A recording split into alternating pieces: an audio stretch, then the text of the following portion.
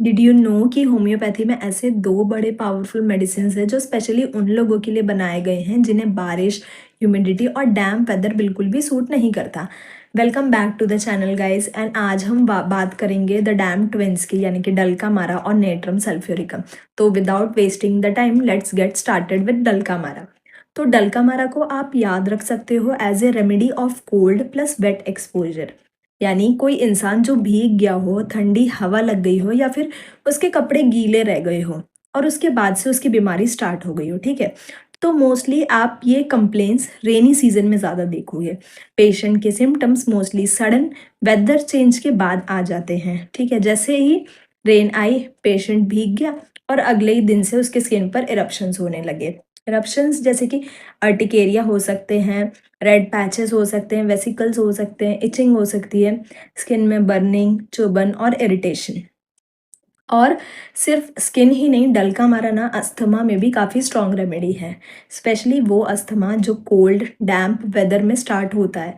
Example देखें तो बारिश के बाद ठंडी हवा चल रही है, ठीक है, या पेशेंट भीग के घर आया और रात में ही ना उसकी वीजिंग स्टार्ट हो जाती है। डल्का मारा के कुछ की नोट्स हैं। तो फर्स्ट की नोट है कोल्ड प्लस डैम्प एक्सपोजर के बाद प्रॉब्लम। दूसरा, स्किन इरप्शन प्लस इचिंग। तीसरा, asthma attacks after being chilled. चौथा, एवरी मॉनसून सिम्टम डल्का मारा के रिपीट होते हैं।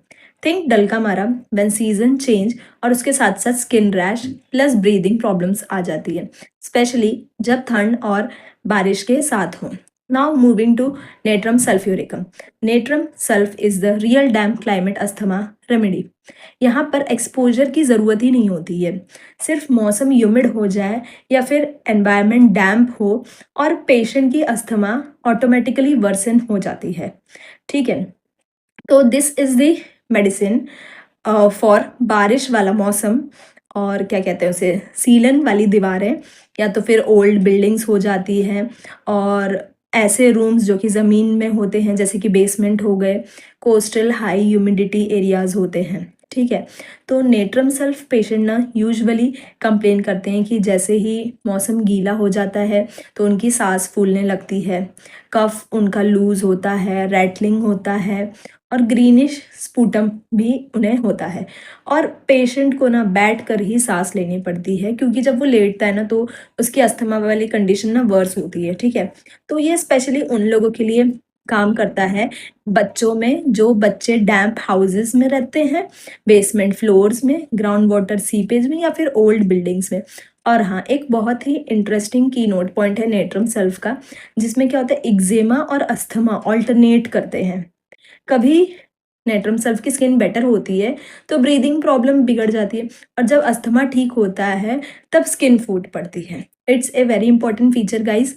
Now let's just bind the twins. Okay, तो डल्का मारा जो कि किससे कॉज होता है, caused by exposure to cold plus wet. दूसरा, sudden weather change trigger symptoms जो भी होते हैं वो डल्का मारा के होते हैं। तीसरा, स्किन प्रॉब्लम्स प्लस अस्थमा। चौथा, स्पेशली आफ्टर गेटिंग चिल्ड या फिर वेट। ठीक है, अब नेट्रम सल्फ का देखें तो नेट्रम सल्फ की कंडीशन वर्स होती है डैम्प ह्यूमिड एयर में, जो कि विदाउट एक्सपोजर। ठीक है, सिर्फ क्लाइमेट भी चेंज हुआ तभी भी उनकी कंडीशन हो जाएगी। दूसरा, people living in damp houses. तीसरा, लूज ग्रीन कफ और अस्थमा। चौथा, eczema alternates with asthma.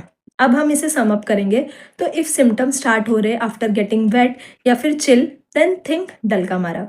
If symptom worsen because environment is damp and humid, then think natrum sulph. Now, if you like this video, guys, then support me and do like this video and share it with your friends and juniors and batchmates, and do subscribe the channel for more this type of video, and tell me in the comment section how much you like this video. Thank you.